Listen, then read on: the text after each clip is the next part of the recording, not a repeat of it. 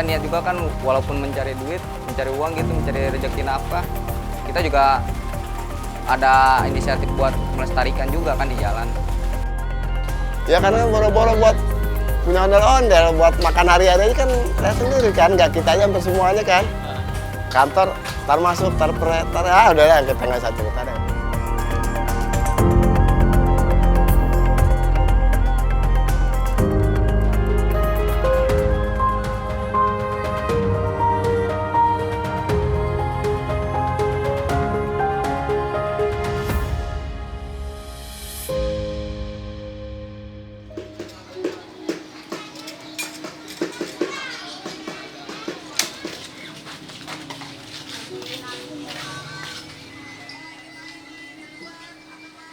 Siapa yang tak mengenal ondel-ondel? Boneka berukuran besar yang digerakkan orang di dalamnya ini sudah menjadi maskot kebanggaan masyarakat Betawi.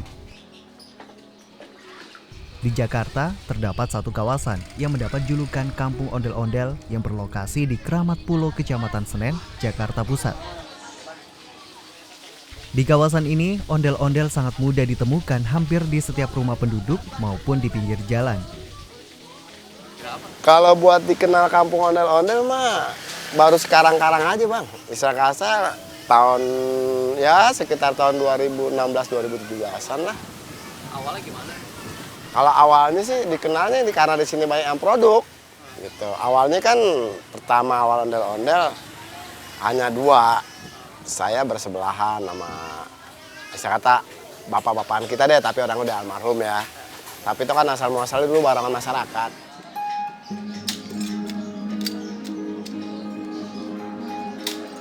Julukan Kampung Ondel-Ondel yang disematkan di kawasan Kramat Pulo bukan tanpa alasan.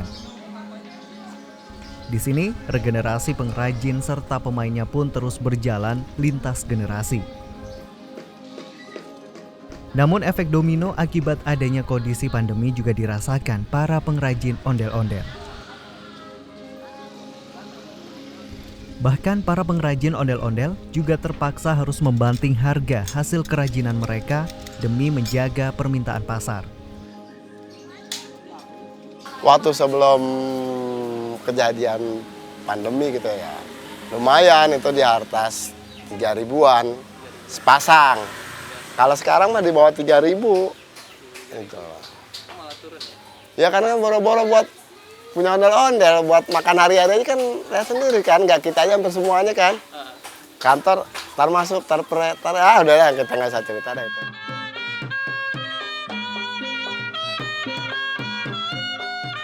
Biasanya kesenian ondel-ondel seringkali kita jumpai di acara-acara formal, pernikahan maupun pesta rakyat lainnya. Namun masa pandemi membuat kesenian ondel-ondel lebih sering turun ke jalanan untuk mengais rupiah bagi mereka yang menjadi pengangguran akibat penyebaran virus COVID-19 di Jakarta. Alhamdulillah kita sewain. Kalau nggak kita sewain ya kita kan tuh hari-hari mata pencarian anak-anak sebagian ya. Ya ente lihat sendiri deh, banyak yang nganggur. Gitu. Yang kerja pun banyak yang berhenti. Jadi juga kan butuh makan, bang. Kalau kita terlalu pelit-pelit sama orang nggak bagus.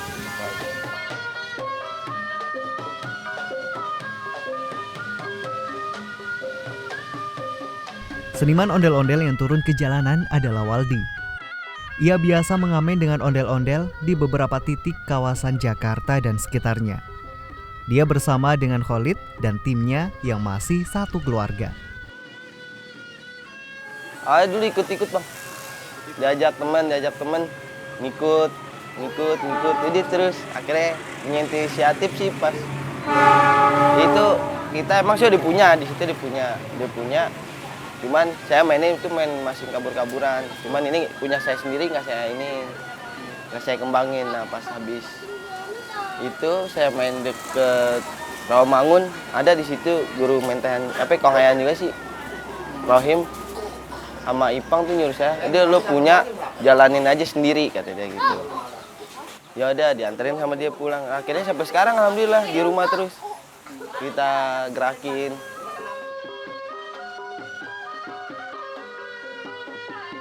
Bagi Khalid dan Waldi, arak-arakan ondel-ondel jalanan bukan hanya sekedar mencari nafkah untuk keluarganya.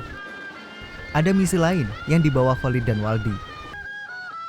Mereka berharap melalui para seniman ondel-ondel yang turun ke jalanan bisa menjadi salah satu edukasi masyarakat di sekitar Jakarta untuk mengingat kesenian daerahnya.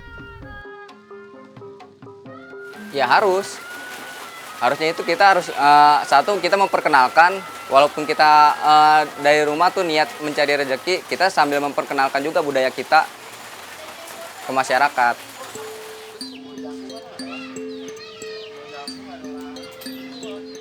Bagi masyarakat Keramat Pulo, ondel-ondel sudah dianggap lebih dari kesenian, tapi juga sebagai salah satu mata pencaharian. Mereka ada untuk memastikan budaya Betawi dan kesenian ondel-ondel tetap lestari di setiap masa yang datang silih berganti.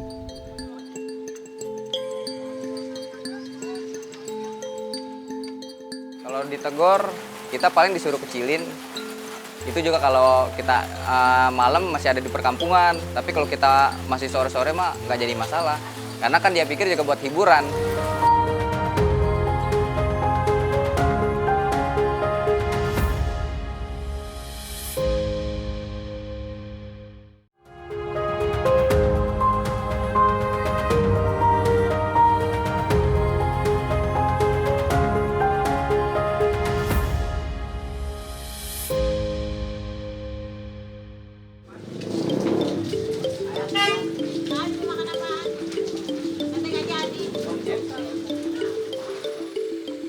Suara bising kereta, anak-anak yang bermain, serta aktivitas masyarakat yang saling bercengkerama antar tetangga menjadi pemandangan yang biasa ditemui di kampung Keramat Pulo setiap pagi harinya. Namun setelah azan zuhur, suasana di kampung ondel-ondel berubah drastis. Seperti anak muda umumnya di kampung tersebut, Waldi bersama tim sedang sibuk mempersiapkan ondel-ondel beserta pirantinya yang nanti akan digunakan untuk mengamen di jalanan. Sepanjang jalanan, kawasan kampung ondel-ondel sudah dipenuhi oleh beberapa unit mobil angkot dan bajai yang biasa disewa oleh tim pengamen ondel-ondel. Di angkot yang kita charter, yang udah langganan. Tergantung jaraknya juga sih, deh. Kalau misalkan jaraknya ke Serang, Banten, dia kadang dikenain sama dia 4,5, kadang gope kalau kita yang ini.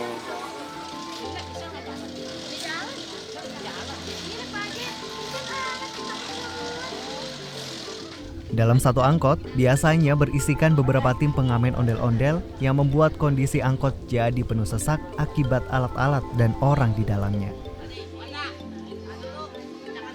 Selain itu, jumlah personel tim pengamen ondel-ondel biasanya berbeda satu dengan lainnya.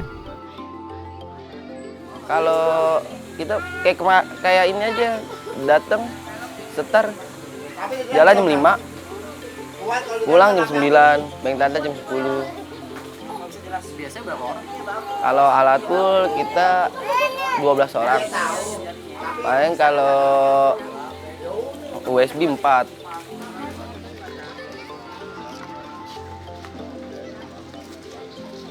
Menjaga keutuhan dan solidaritas sangat penting bagi setiap tim pengamen ondel-ondel. Waldi dan Khalid punya cara sendiri untuk menjaga kesatuan timnya dalam pembagian kerja. Kalau pembagian kerja kita kadang ada yang mau masuk gantian, kita misalnya kita tanya dulu nih, lu mau masuk sampai pulang apa gimana nih gini. Kalau dia bilang mau, ya udah, kita serahin ke dia. Kerjaan kita serahin ke dia gitu, bagian masuk udah. Kalau dia mau gantian, ya kita gantian. Iya. Ya pokoknya sama enak ya. Iya, kita nggak mau sampai ada gesekan gitu. Ntar gara-gara hal sepele kayak gimana, ntar wah lu kagak mau gantian gitu. Kita nggak mau kayak gitu. Kita ibarat kata kita capek sama-sama, kita rasain sama-sama gitu. Pendapatan tim pengamen ondel-ondel sangat bergantung dengan kondisi cuaca. Di hari itu, kondisi cuaca di wilayah Bintaro, Kota Tangerang, tempat tim Khalid dan Waldi diguyur hujan deras. Pendapatan tim Khalid dan Waldi berkurang karena waktu ngamennya banyak terbuang untuk berteduh. Pendapatan kita kagak nentu bang. Jadi kadang-kadang kalau lagi hujan kayak begini, ya dapat alhamdulillah, masih dapat sekitar 40-50-an alhamdulillah. Tapi kalau lagi nggak hujan bisa lebih dari segitu. Setelah dirasa hujan reda, tim Waldi dan Khalid mulai melakukan arak-arakan di pelosok perkampungan. Meski ondel-ondel disukai anak-anak, terkadang Waldi dan Khalid ditegur oleh warga karena volume suara musik yang dianggap terlalu berisik. Kalau ditegur, kita paling disuruh kecilin. Itu juga kalau kita malam masih ada di perkampungan. Tapi kalau kita masih sore-sore mah nggak jadi masalah. Karena kan dia pikir juga buat hiburan. Ada anak-anak gitu, ngedengar suara ondel-ondel keluar dari rumah gitu. Sering nggak ya diikutin anak-anak kayak gitu? Wah sering banget. Bahkan yang namanya didorong-dorong dari belakang tuh udah, buat saya mah udah biasa banget.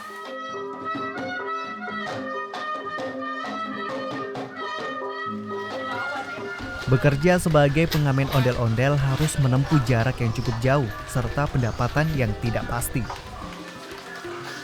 Namun Waldi beserta teman-temannya sangat menikmati pekerjaan yang mereka lakukan.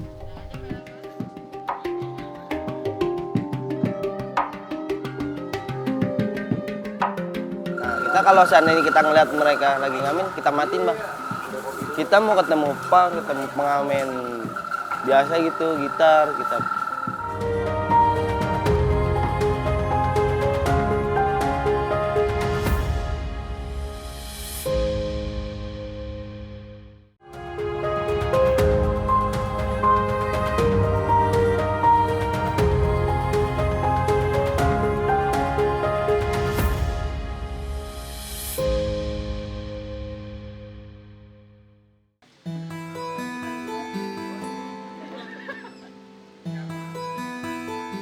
Setiap pekerjaan memiliki risikonya masing-masing. Mulyadi atau biasa yang diakrab disapa Ayah Mul contohnya. Asam garam sudah ia rasakan selama bertahun-tahun dalam menjalani usahanya sebagai pengrajin ondel-ondel di Kampung Keramat Pulo. Banyak yang orang beli ngutang persekian, cuman bayar sekian. Alah, kita udah ngambil pusing lah. Ya kalau hitung-hitungan rugi mah rugi. Kalau hitung-hitungan rugi. Tapi biarin aja, kalau dia pengen makan rezeki kita ya udah biarin aja. Tak hanya sering ditipu, atau ondel-ondel karyanya dibawa kabur oleh orang yang tidak bertanggung jawab. Bahkan pernah suatu ketika, ondel-ondelnya sempat dibawa oleh petugas Satpol PP karena kelalaian penyewa. Habis puasa lah antara bulan April atau Mei gitu, kita lupa. Itu berarti posisinya dipinjam ya? Memang dia nyewa sama kita, nyewa. Ya kita juga masalah di jalanannya kita kagak tahu ya, laporan dia begitu sama kita. Memang di rekamannya ada, sempat orang wali kotanya, orang Pol PP-nya ngasih tahu saya, oh berarti yang salah anak buah saya. Naruh barongan di Mangga Besar tuh, asal taruh aja.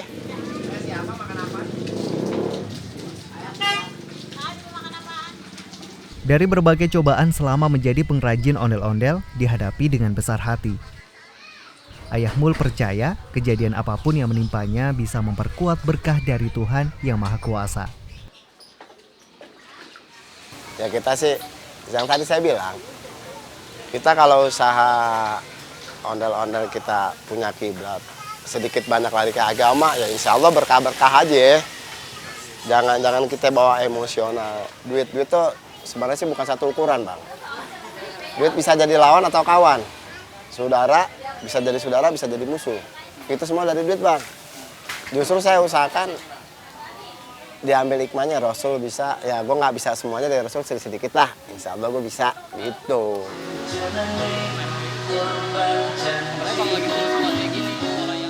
Jika pengrajin memiliki resiko pada transaksi berbeda dengan yang berada di jalanan. Anak dari Ayah Mul, Waldi, justru pernah berhadapan dengan beberapa bahaya yang mengancam keselamatan nyawanya. Ia bahkan pernah hampir ditikam saat Waldi bersama teman-temannya sedang mengamen. Paling kalau lagi hapus nih, kalau kayak anak pang lagi mabuk, kita pernah bukan pang juga sih, kayak si dia emang lagi mabuk. Itu dia ngebawa nama pang kayak si. Itu orang-orang kampung situ. Mungkin dia sampai gimana kan. Kita kan juga lagi jalan, kita mana tahu kan. Udah pernah ribut teman apa. Bagi Waldi dan teman-temannya ada adab dan etika yang biasa dijaga ketika berada di jalanan. Terlebih dengan beragam macam kepribadian orang-orang yang mencari uang di jalanan yang belum diketahui. Kita kalau seandainya kita ngeliat mereka lagi ngamen, kita matiin bang. Kita mau ketemu pang, ketemu pengamen biasa gitu, gitar, kita apa namanya, sama pengamen dangdor. Kita selalu matiin musik kok. Kita saling menghormati.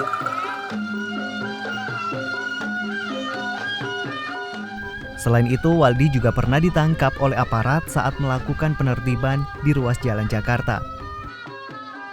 Bahkan Waldi beserta beberapa temannya harus menginap di tempat penampungan sementara saat terjaring penertiban. Kalau sama itu sama DFS paling mah. Sama P3S. Kapan? Udah lama juga sih. Iya. Ceritain ya.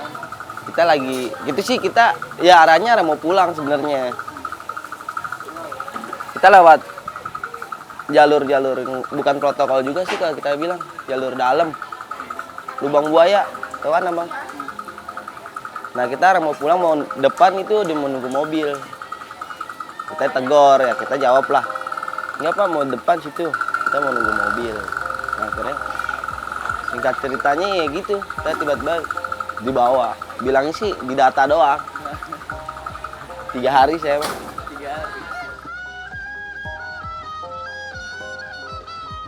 Semua risiko yang dialami Ayah Mul, Waldi, serta rekan-rekannya tidak membuat mereka kapok berkecimpung dalam seni ondel-ondel.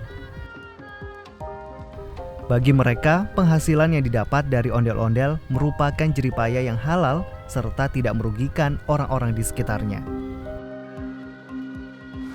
Yang penting halal, yang penting selama kebudayaan Betawi masih di bawah real positif, ayo aja. Tempo-tempo kan sekarang kebanyakan dibawa ke negatif. Yang dibilang bawa ke negatif gini loh, dia berbuat dengan bawa ondel-ondel, akhirnya semuanya kena. Yang niatan benar-benar nyari duit akhirnya jadi berantakan. Kesian, harusnya mereka lihat di sisi sebelah. Wah, memang dia mata pencariannya di sini, harusnya dia bagaimana. Di balik sinar selalu ada bayangan. Apa yang kita lihat menarik, belum tentu kisahnya semenarik tampilannya. Seperti para seniman ondel-ondel, atraksi para seniman ini memang menarik dan menghibur penonton yang melihat. Namun ternyata banyak tantangan dan cerita pahit di balik meriahnya musik dan goyangan ondel-ondel.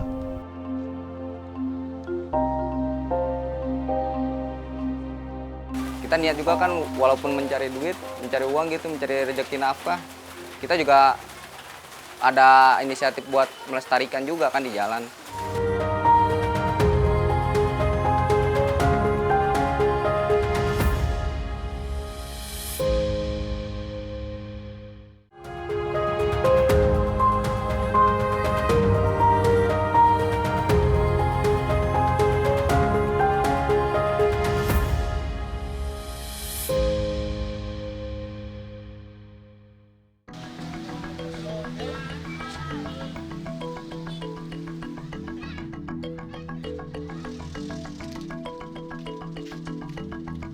Maraknya pengamen ondel-ondel sempat menuai pro kontra baik di tingkat pemerintah daerah maupun kelompok masyarakat budaya Betawi sendiri.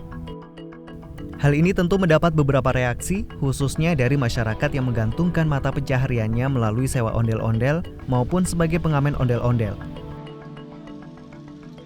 Kalau sisi kalau tanggapannya cuma satu, nggak apa-apa kalau emang nggak boleh ngamen, asal ngasih pekerjaan yang layak, udah gitu aja. Berarti ini ngamen ini karena keterpaksaan. Iya. Sekarang aja PHK aja makin banyak Bang, pengangguran makin banyak.